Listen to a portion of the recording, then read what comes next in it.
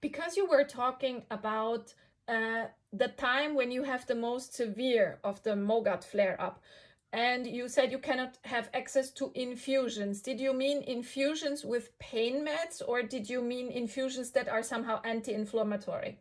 That's a very good question. So anti-inflammatory helps with all autoimmune diseases and mental health and physical health. The ones that I'm prescribed and not continuing in Mexico because of the cost is rituximab.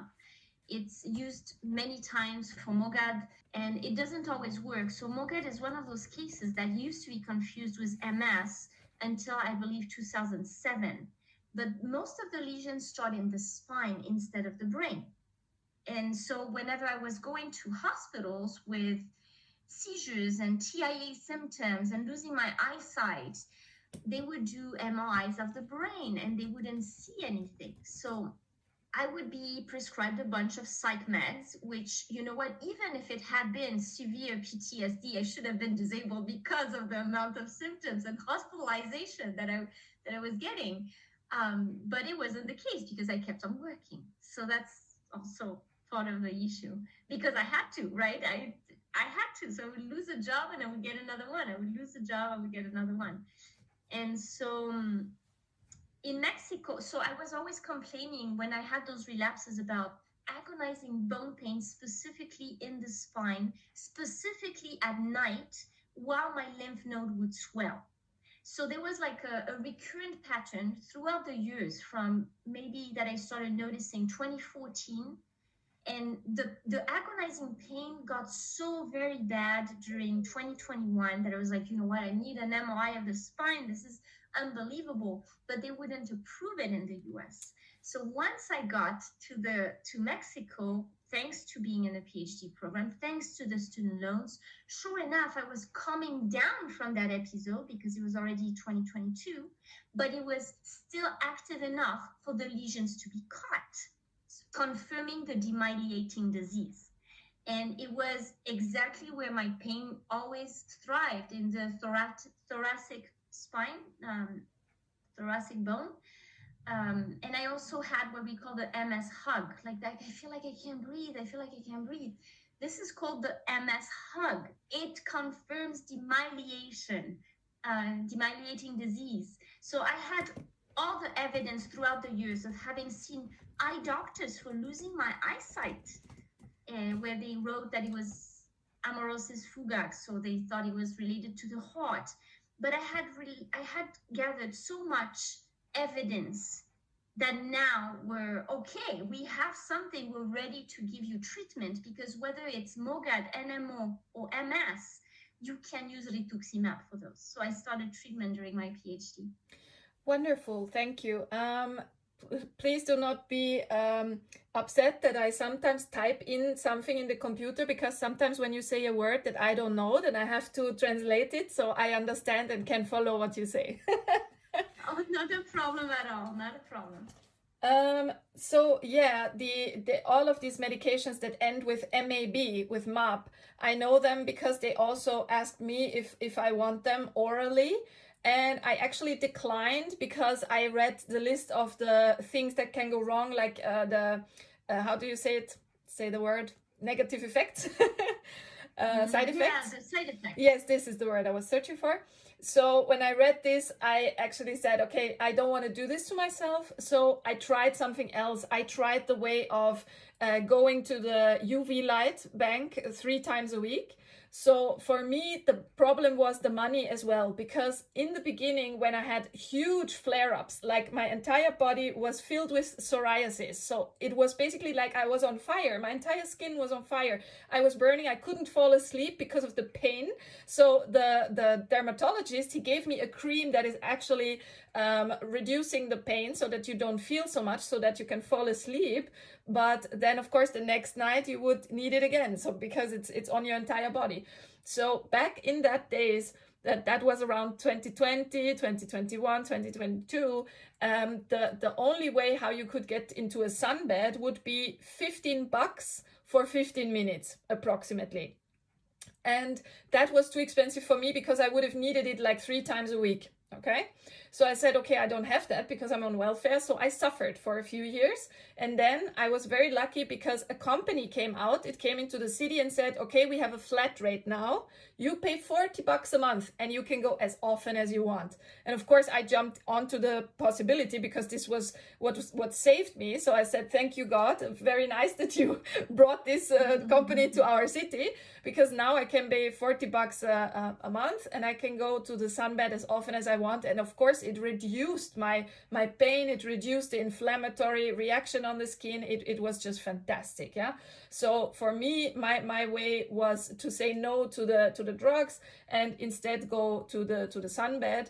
But of course, this is also just possible because I do not have a job. If I had a job, it would be much harder to go into such a therapy, because the times when you have to work overlap with the times when the shop of the UV light is open, and then you have no possibility to go 3 times a week for the amount that you need. So there is always problems when you are disabled, and there is always higher cost when you are disabled. And I think those people who have prejudice against us, they do not see this. They cannot see this because they have never been in our shoes. And as you said very rightfully, because they were trained by the system to think that we are the enemy rather than somebody who profits from us, no matter if we're dead or alive, so to say. Yeah. Yeah. What I tend to tell, sorry, go ahead. No, say. So I tend to tell people, I am absolutely 100% convinced that when people are well physically, mentally, and emotionally, they want to contribute to society. So if you see somebody as lazy, it's because there is something that hasn't been addressed, even if it's just emotional and mental, right? We don't know what is going on.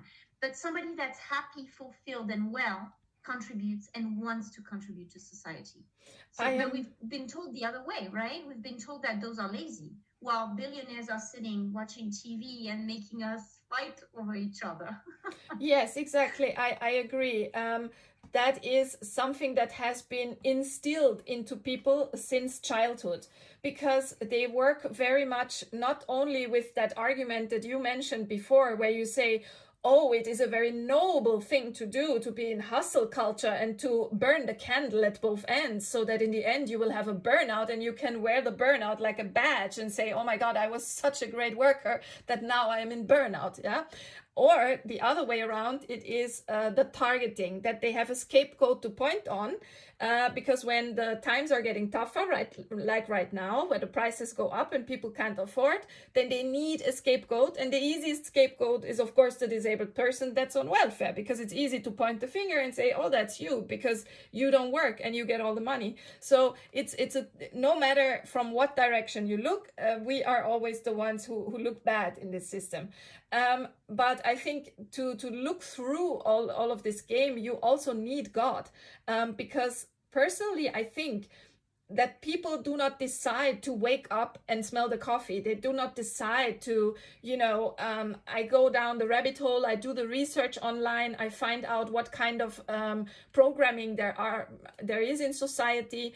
Most people won't do that because they are kept in a hamster wheel of work. So they don't even have the time to go online and research that stuff, that would involve, for example, the methods that the Stasi used in East Germany, things like that. There were a lot of such things that were already trained and tested, and we know how psychology on the masses is working and how you can convince the masses of an idea, even though it's to that detriment to believe this idea. Yeah.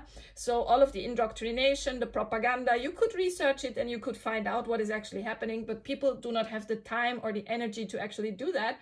So I think it's also a gift from God. For me, that's how I see it. It's a gift from God. God said, okay, I'm going to give Tanya a severe disability. Therefore, she will sit at home for years not working. Therefore, she will have the time to actually dive deep into the topic, find out what's really going on in the world. And then she will have a YouTube channel where she actually tells people about this, because other people do not have the time to dig. They do not have the time to interview people like us. So Basically, that's my gift in it. That's how I see the positive in the whole thing. Yes, I might be poor, and yes, one day when my parents are dead, I might die of starvation, but it is still a gift, and God has a plan, and God knows why he's doing that with me. So I think it's still very, very purposeful what we are doing. Absolutely, yes. I am more. I think I don't think you're gonna starve because you made me uncomfortable here. I try to believe in manifestation, like words have power, and so because again, faith does a lot. So I see you succeeding and overcoming all of the odds and changing the system. Whatever you need to envision to make it, I believe in you. So thank you.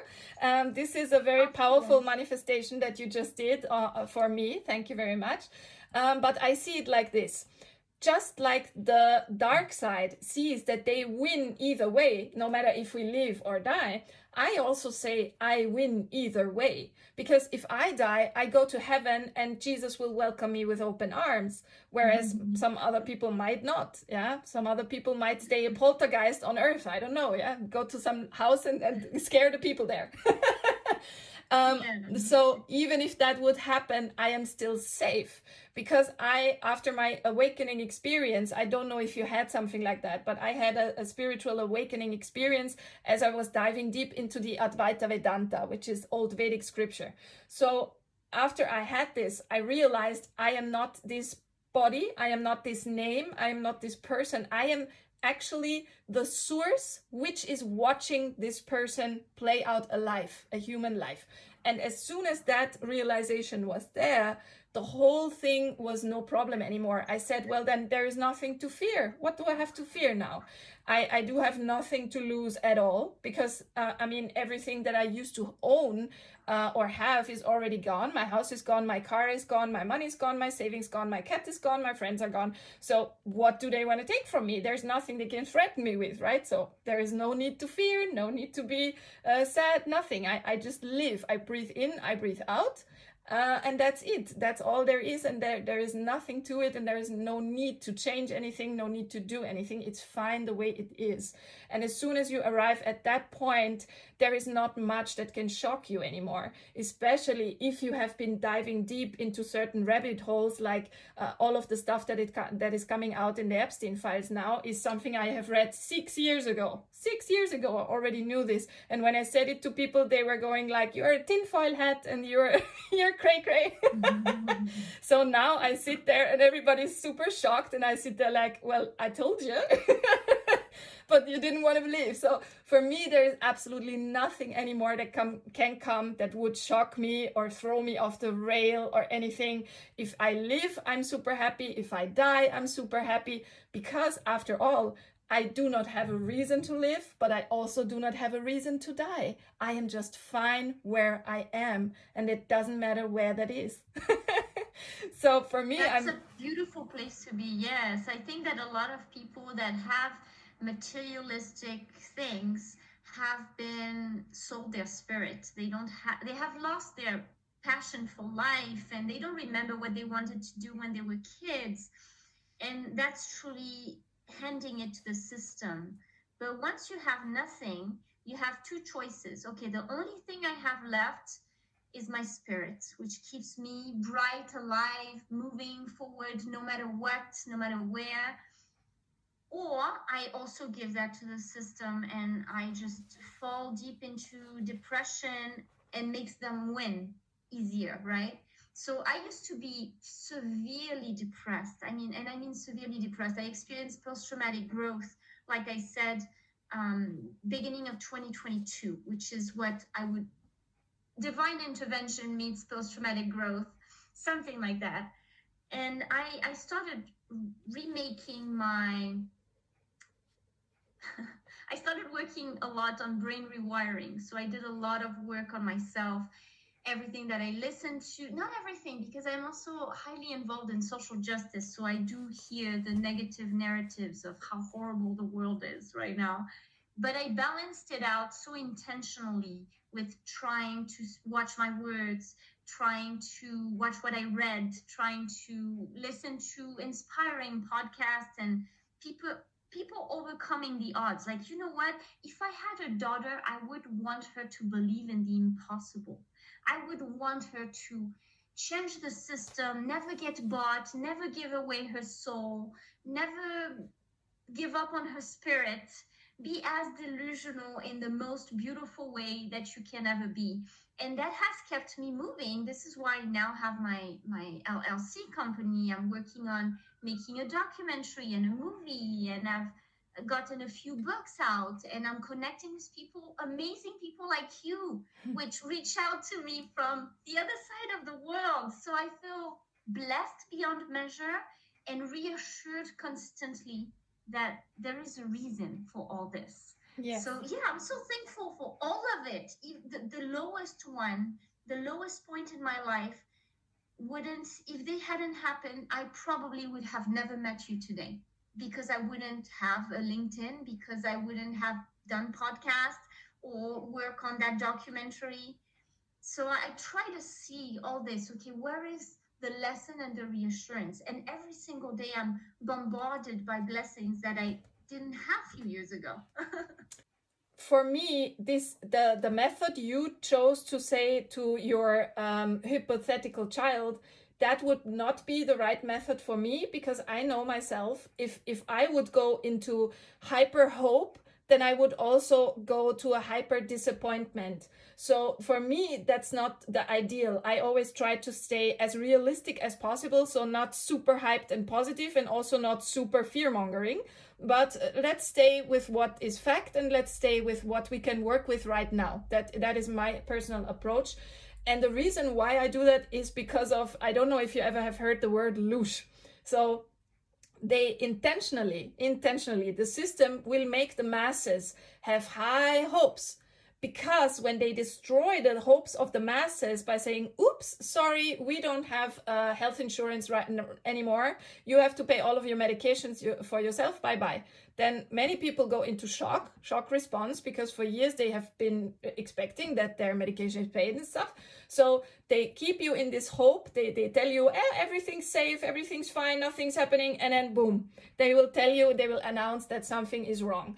And they do this intentionally because they can get so much energy. The human being is like a battery. If it exudes emotion, it changes their vibration, it changes the frequency of the human body and the field around the human body. You know about the magnetic field from our hearts, and it changes dramatically, which in turn gives certain, let's say, beings or entities, the possibility to feed on that. So this is done intentionally to give people the highest hopes so that they fall very hard. And this is also a reason why I personally, if I would have children, which of course I don't, the poor children, that I wouldn't tell my children, because I would warn them. I would warn them and say, never have too high hopes, but always stay with what is logical, with what is fact, and you can predict from there. Yeah. And also they give us a lot of predictive programming. They tell us what the future will bring. They have shown us in so many ways. They've shown us in movies. They have shown us everything before. Even the whole system with Epstein is actually packed into the movie Peter Pan, if you look closely. Yeah. So they have told us everything, and they have also told us their future plans. They have told us that they basically want Europe to go into the same state where China is now. So constant surveillance, including a social credit system, meaning if you cross the zebra at a red light instead of a green light, your account is closed and you cannot buy food anymore for that day. So basically, in a nutshell, yeah, extreme control and extreme surveillance. So for me personally, yes, it is absolutely okay to dream big. It's absolutely okay to manifest world peace. There's nothing wrong about it. Absolutely not. But it would take, in my opinion, it would take an extreme divine intervention, like basically an awakening for all of humanity in one day. With such a divine intervention, sure, everybody would say, excuse me, I'm not going to an election anymore because I'm electing the enemy. it doesn't matter which party I elect the enemy. So they wouldn't give legitimization to these people anymore that reign the world. So basically a big divine intervention would be the thing that would lead us out of this current trajectory that we are on, I think. Yeah, that's a very good point. And I do want to stress that I don't tell people what to choose for their life. What we need is to know thyself, know ourselves, right? So you know exactly what you need, which is to stay realistic. And you know this because of your calculation of how you've been and what you know about the world. So this is your path, absolutely. For me, I used to be fatalistic for 35, 36, 37, I don't even know, years. And so I have noticed that after that divine intervention / post-traumatic growth, who knows what happened, just that rock bottom, I felt that desire and visceral need to be delusional. And ever since, it has worked for me because I've been in homeless shelters, and I have been with 7 cents in my account and unable to buy very basic needs like hygiene stuff. So I feel that everybody has a different route and a different calling. And as long as we resonate with our heart, so like you're resonating with your heart, knowing that you wouldn't tell that little girl to be delusional faith because you don't want her to get hurt by the system who's going to soak the energy. My path has been redirected differently, which is good as long as it works, right? Everybody needs something different as long as it's not dictated by the system, but because we know ourselves. You mentioned movies. I think that you're right. Movies have our inspiration of writing books and movies is based on intuition, which comes from the heart. So there are countless warning signs about the future, whether we're talking about global warming or a war. And what comes to mind to me is the Hunger Games. So we know like that control thing of fighting against one another once there is a capital that's in control. But we still have to choose our lesson from those movies. And those lesson is that you can be the difference. You can be the one that rebels and inspires because you have that inner strength that was granted to you at that moment. Another one that comes to mind, because I see that you're neurodivergent like me, which I think is a superpower now. I used to see it as something to be ashamed of and hide as much as possible. But there is a movie called Divergent. I don't know if you've seen it. No. I highly recommend people to watch that movie because I think that, again, filled with warning signs of where we're headed, but who are you going to be? Because the divergent ones are the ones that have that ability to make that difference. So, because you mentioned the Hunger Games and all of the other movies that contain this narrative of evil guys and good guys, white hats, black hats, yeah? It's all based on the same thing, but the difference is in the movies, the human beings that watch the movies always side with the good guy. They want to help him. If they could jump into the movie, they would help the good guy, they say, yeah? But as soon as they are in reality, they will automatically help the bad guy because they are kept in that hamster wheel where they don't even see what's going on around them because they're so immersed in all of the stress, the work, the bills, bringing the kids to the sports game. The father is maybe having an affair or he wants a divorce and whatnot. So it's getting crazy in their life. So they do not have even the slightest possibility to see in real life who is the good guy and who is the bad guy. And even that is a danger in itself because the American system has a very dualistic way of politics. Yeah, they have the donkeys and I think it's the elephants, right? So even this is a divide and conquer game. So even if you do decide for one of the sides, you are also in any case providing something good for the bad guy. And this is the next thing that you would have to step out of. This is the next level that you would have to realize that the right and the left wing belong to the same bird, and that same bird doesn't mean very well for you, the little mouse. So there are levels to this, and getting out from that current state, from the whole hamster wheel working state into the knowledge is a very hard thing to do. So it's practically impossible if you're in there. Yeah. But as we know, in the future, there will be mass unemployment. And with this mass unemployment coming, some people might have actually the time to realize and figure out in the masses, because they will not have a job, because the AI and the robot will replace them. So maybe that's a chance for God to bring in that divine intervention and say, look, now that you're sitting at home having all this time, how about this nice book? So yeah, there is a hope. There is a hope. There is. They are controlling books in the United States as well. I mean, the education system. What you're mentioning is absolutely true. You're right. We're sitting in a movie theater and everybody's rooting for the hero, but in real life, they lack courage. And they lack courage because they've been controlled through fear. The fear narrative of, they won't be enough for my family, so I need to fight that person. Or I need to pay my mortgage because if I don't have a house, then my kids blank. All this division is so intentional to control us so that we don't become that hero in the movie. And there are a few people out there that won't get bought no matter what. And in fact, I believe those people have the ability to help free others from fear.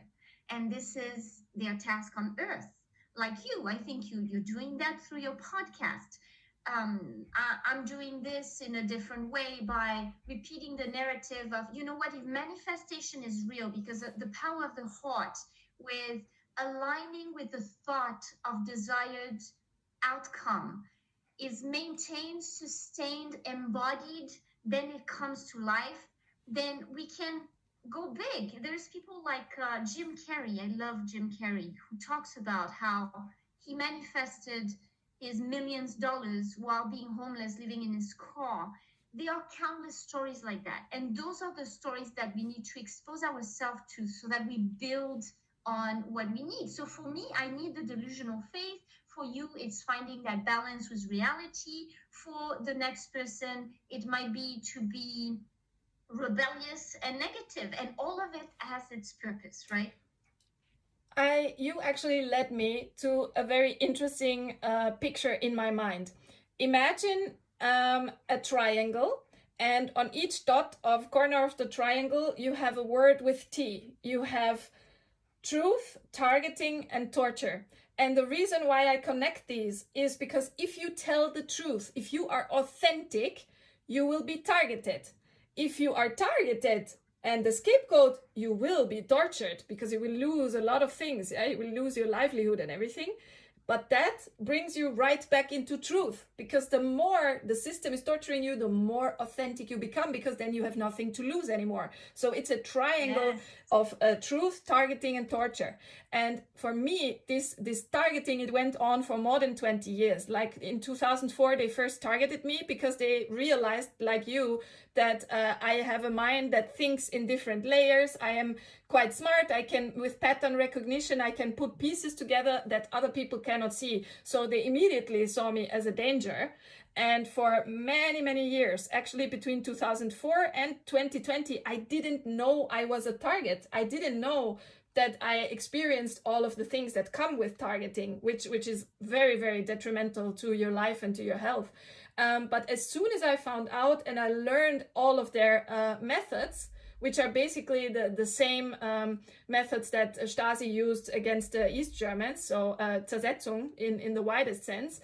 So these kind of things, the smear campaign and all of that, it led me to open my mind for what is possible, and also for what is possible on the side of evil.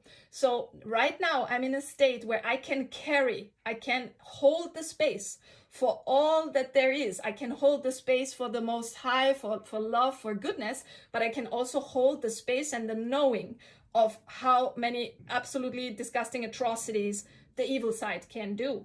And not many people can hold that. Many people, when I speak about it, they immediately close up, because for them it's way too much to hold. The horror, the torture, the ripping apart the babies, etc. So all of that is too much for them, but I can hold it because I already worked through the whole thing since 2020. When I found out, of course, I had a natural human reaction. I cried for the children that have died in such huge numbers.